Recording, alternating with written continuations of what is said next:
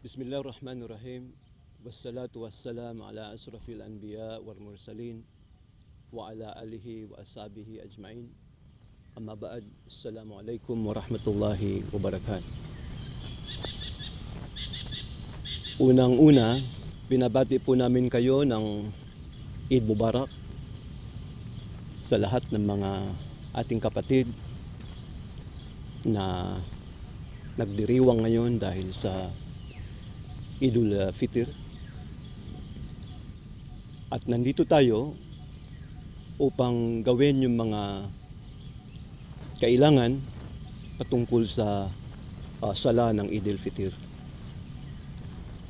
Bago po tayo pupunta ron ay gusto ko munang bigyan ng konting konteksto itong ating programa dahil sa abnormal ang ating sitwasyon ngayon ay minarapat namin na gumawa ng itong aktibidades para sa ganun ay may paabot natin ang mensahe sa mas maramihan ng kahalagahan ng sala sa Eidil Fitri. Unang-una, bago ko po gawin yung mga requirements, gusto ko munang ipahiwatig sa lahat na ito pong programa ay inisyatibo ng ating kaibigan si Secretary Martin Andanar ng PCAO. Ganong nung nalaman niya na malapit na ang Eidil Fitri, siya po ay inimbita niya tayo na gawin itong programa dahil obligasyon din naman natin na gawin, lalong-lalo na kami dito sa universidad ay taon-taon ginagawa namin yung mga programa kinakailangan sa sala ng Eidil Fitri. Kaya nung natanggap ko ang imbitasyon ni Secretary Andanar, ang recommendation o kaya suggestion ko lang ay mag-coordinate sa National Commission of Muslim Filipinos at sa BARM, lalong-lalo na yung opisina nito na Darul Ifta. At ako'y gumawa rin ng mga pagtatanong-tanong sa ating mga ulama tungkol sa batas o di kaya fatwa ng sala sa Eidil Fitri. Ganun mayroon tayong general quarantine, ngayon modified community quarantine, at pinagbabawal yung religious gathering. Kaya kung mapapansin ninyo ay naka-televiso itong gagawin natin activity, pero wala ho tayong jamaa. Dahil ang actual na sala ay gagawin din ho ninyo sa iyong mga bahay. Ibig sabihin, mismong mga kayong pamilya sa inyong mga bahay ang maggagawa rin ng iyong mga sala. Ito hong gagawin natin, ito'y isang gabay lamang. Para sa ganun ay masunod na ninyo yung tamang sequence kung paano gawin yung sala sa Eidil Fitri. Ako po'y nagtanong-tanong sa mga kaibigan natin, mga ulama. Ang sabi ng Darul Ifta sa Mindanao ay sa araw ng Eidil Fitri, pwede na magsala ang kanya-kanya mga pamilya at maski wala ng khutba. Ibig sabihin, sa inyong mga pamilya, yung tatay o kaya yung nakakatandang lalaki sa bahay at marunong naman siyang magbasa ng Quran, ang siyang mag-serve as imam. at yung ibang miyembro ng pamilya ay sila yung mga jamaa at sila gumawa na ng sala ng Eidil Fitri. Pero nagtanong din ako sa ibang mga ulama natin, sabi ni Ustad Turasun ng Basilan ay pwedeng sala lamang pero maski wala ng khutba, pero pwedeng may nasiha.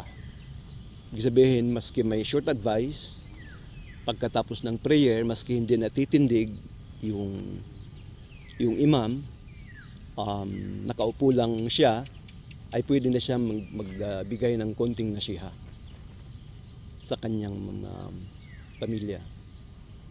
Pero sabi naman ni Ustad Abdul Baki Abubakar, ang mufti ng Western Mindanao ng Sulu Archipelago,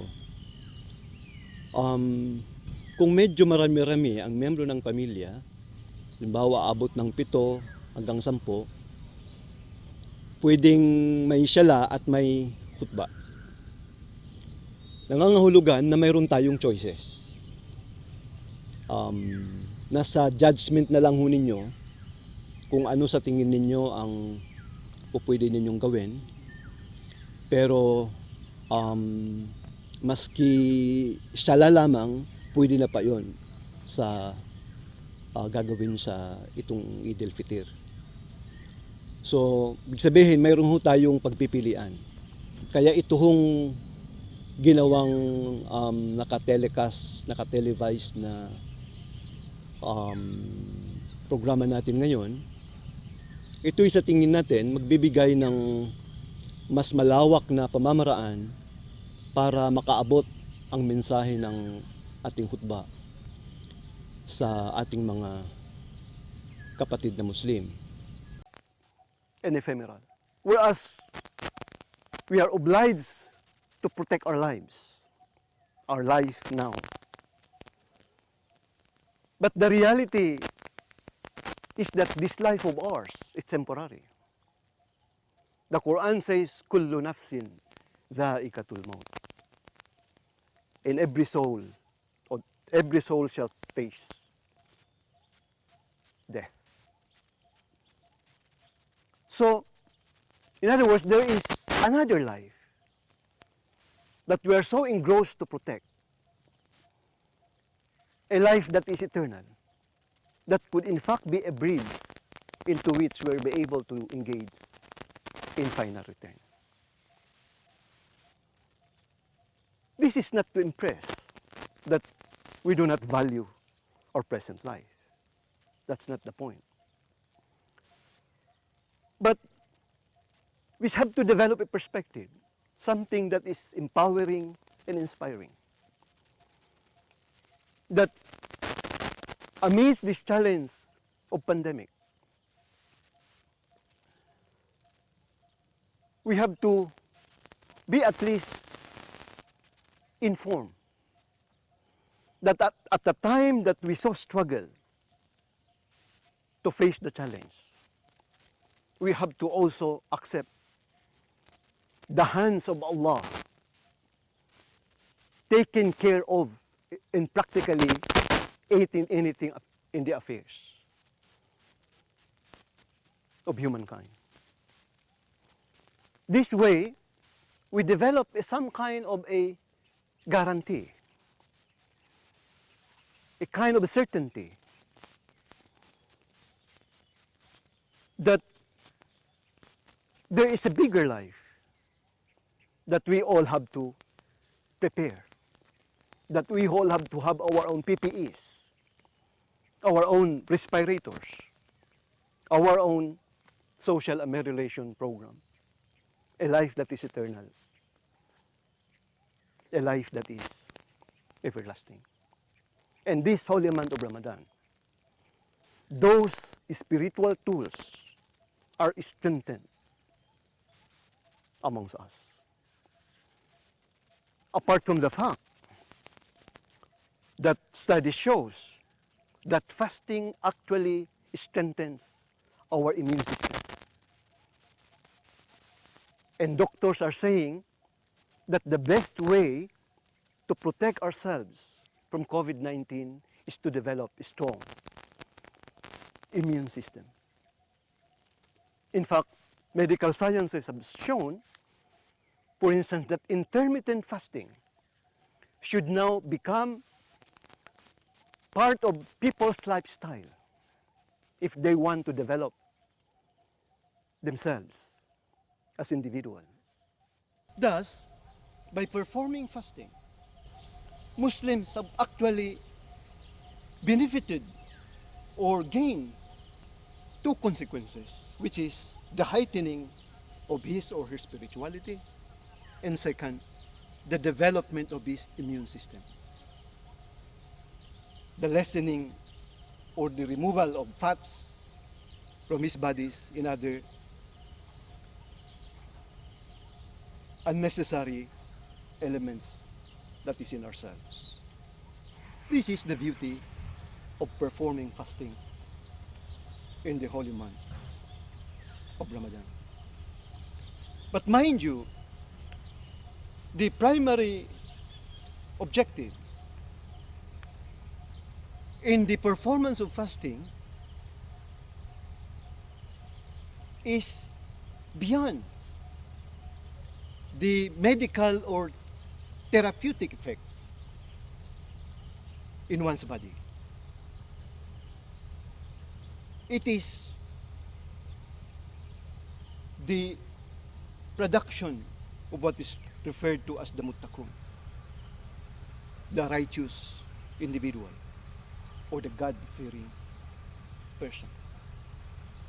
To suggest that the therapeutic and medical benefits of fasting is simply incidental into the production of a human being who is righteous, who is pious, who is a believer, and so on and so forth. Because the intent is that when you develop a person with piety, even as also his self is also improved, then that would benefit him or her, not only in this world, but in the life to come. So brothers and sisters in Islam, we felt that there is even more reason for us to be joyful. Now that we have Eidil Fitri, by the way, contrary to the impression or conventional celebrations of festivity,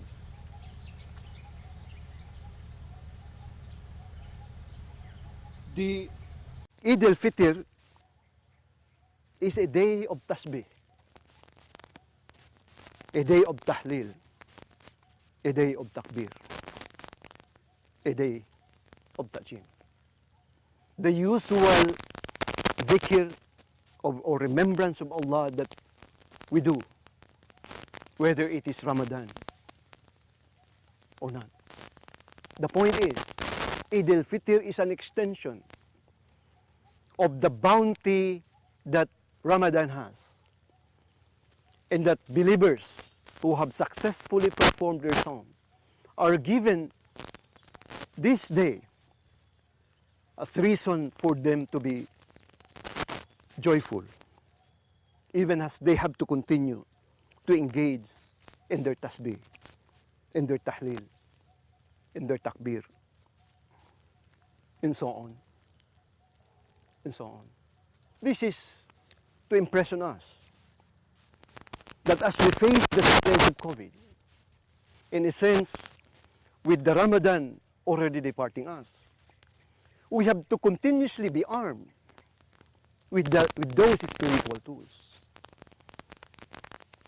so that there will be less room for COVID-19 to have a play in our lives. And if it happens, then we struggle to cue it or to engage it, but again we have to embrace whatever is the will of Allah given upon us. Because we know, even as we want to protect this life, that we now have, there is a bigger life that we ought to prepare for, a life that is everlasting, that is eternal. And Alhamdulillah, in this holy month of Ramadan, we are doubly strengthened with our wherewithal to face the challenge of COVID-19, and with the hope also that it may decrease, or we hope to decrease in the coming days, so that it lessens our agony and our fear. وبعد وأقول قولي هذا ونستغفر الله لي ولكم إنه هو الغفور الرحيم. And so on. That's the reason why we sort of connect or relate some of our lessons or learning in these days of pandemic with the metaphor of what we call PPEs or other tools, spiritual tools that we have developed in the holy month of Ramadan. But beyond the spiritual dimension or significance is the fact that, as we said, there is probably no moment in recent history where we are faced with this challenge.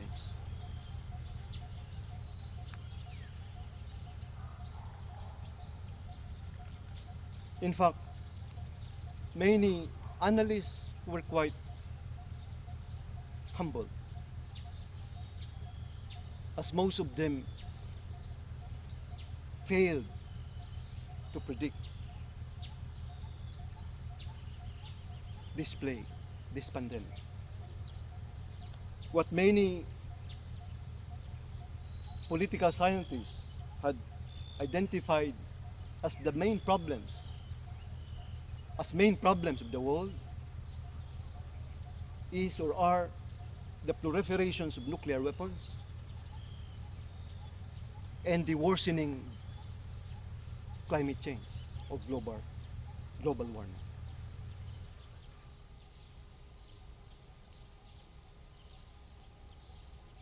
But yet there is this third force,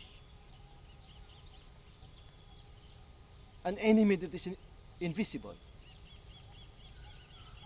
that was in a sense predicted by personalities like Bill Gates, the founder of Microsoft, in his TED Talk in 2015, that the world would not experience nuclear holocaust, but rather the plague or the pandemic called coronavirus. There are, in fact, few people who had made the same predictions. In fact, because of this, we raise questions. How come these people knew beforehand the coming pandemic? For sure, epidemics and pandemics punctuated human history. But what is unique in our time is the frequency of this epidemic or pandemic. Just in recent years,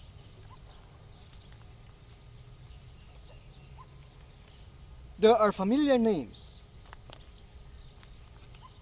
identified with epidemics, including today's SARS-CoV-2, the cause of COVID-19, SARS-CoV, SARS-CoV, MERS-CoV, HCOV-229E, we raise the question, why such a frequency? And we even raise the question due to the fact that past plagues, epidemics or pandemics, have some degree of naturalness, meaning they quite happen naturally, as there could be instances where diseases are transferred from animals to humans. In fact, there were so-called 50 greatest killers in the book of G.N. Hayes, Epidemics and Pandemics, Their Impacts on Human History. There are around 50 epidemics that started in recorded history as early as in Greece in around 430, 427 BCE until quite recently, even before SARS-CoV and SARS-CoV-2, earlier you have mad cow disease and so on, not to mention the Spanish influenza in the early 20th century. So we raise the question, why the frequency? This alludes precisely into the debate whether or not the virus that caused COVID-19 was caused naturally or was product of a manipulation in a lab or laboratory. If this is the case, then it really begs a question.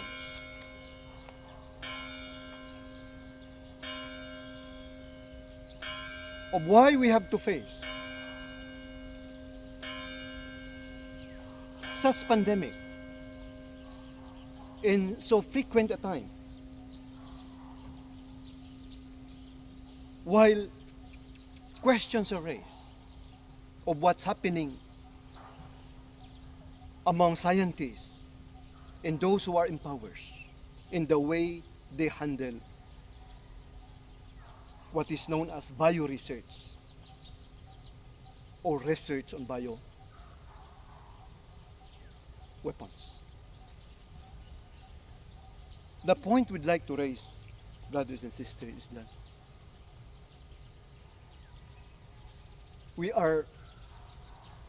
we have entered into a phase of our history where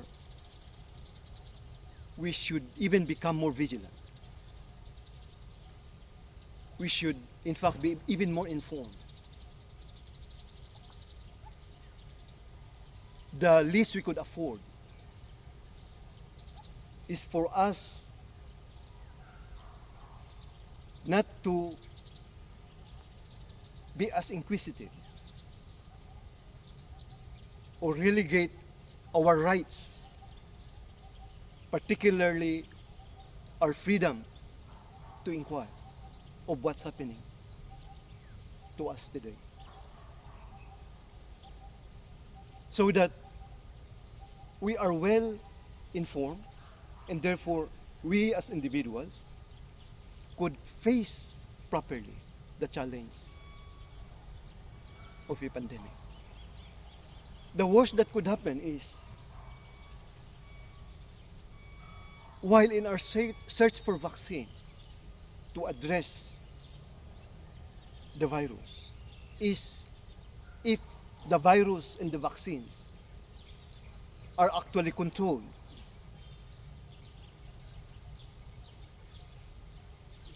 by those in power.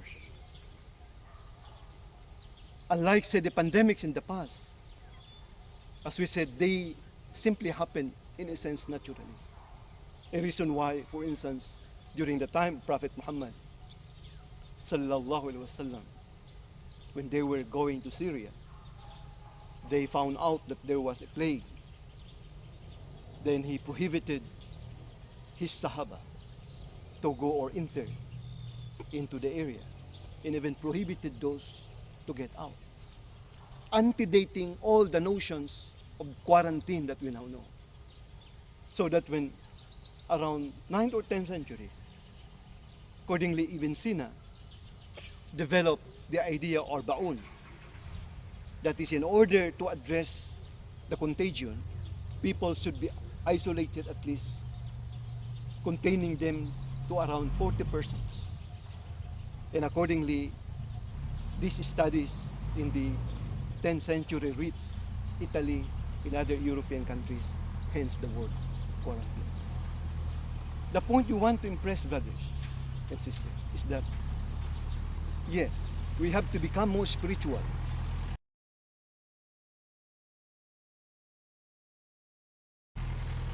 And we are so, especially in this holy month of Ramadan. But we are also even more obliged to be well informed of what's happening out there. Hence, we need to master science. We need to master society, culture, politics, geopolitics, most especially. We cannot separate our quest for spirituality and religiosity with the challenge for us to even understand the world around us. We have to be ulama, real ulama, who is well informed of things happening around, not only in the religious matters, but in practically our affairs. With this, we can properly position ourselves in understanding, in explaining not only the science of COVID-19, but even the geopolitics behind it. At the end of the day, when we are well informed on this, but again, we frame our understanding of the challenge we face with COVID-19 with an even broader, inspiring, comprehensive understanding of what life really is. A life that is not only something that we have to live or to believe in this world, but something we also have to look forward to in the hereafter. And that we have our own spiritual armor. You know, with all the facilities, methods that we all have developed in this holy month of Ramadan. So, this will be our final message to all of us, brothers and sisters. We would like to express our Eid Mubarak to everyone. Also, we would like to extend our thanks to our friend Secretary Martin Andanar. We also would like to extend our thanks to Secretary Saidamin Pangarungan for the assistance he has extended with this program, and also to the other ulama that we have consulted. And we hope and pray that we are even more strengthened and empowered to face the challenge of our time. وبعد بسم الله الرحمن الرحيم اللهم اغفر للمسلمين والمسلمات والأحياء منهم الأموات سمعنا إنك قريب مجيب الدعوات يا رب العالمين ربنا لا تزغ قلوبنا بعد إذ هديتنا وهب لنا من لدنك رحمة إنك أنت الوهاب ربنا ظلمنا أنفسنا فإن لم تغفر لنا لنكونن من الخاسرين ربنا آتنا في الدنيا حسنة وفي الآخرة حسنة وقنا عذاب النار وقنا عذاب النار وقنا عذاب النار وأدخلنا الجنة مع الأبرار يا عزيز يا غفار يا رب العالمين اللهم إنا نقدم إليك بين يدي كل نفس ولمة وطرفة نطوف بها أهل السماوات وأهل الأراضين شهادة أشهد أن لا إله إلا الله وحده لا شريك له له الملك وله الحمد يحيي ويميت وهو حي لا يموت بيده الخير وهو على كل شيء قدير آمنا بأنه لا إله إلا الله وحده لا شريك له له الملك وله الحمد وهو على كل شيء قدير سبحان ربك رب العزة عما يصفون وسلام على المرسلين أن الحمد لله رب العالمين تقبل الله منكم منا ومنكم تقبل يا كريم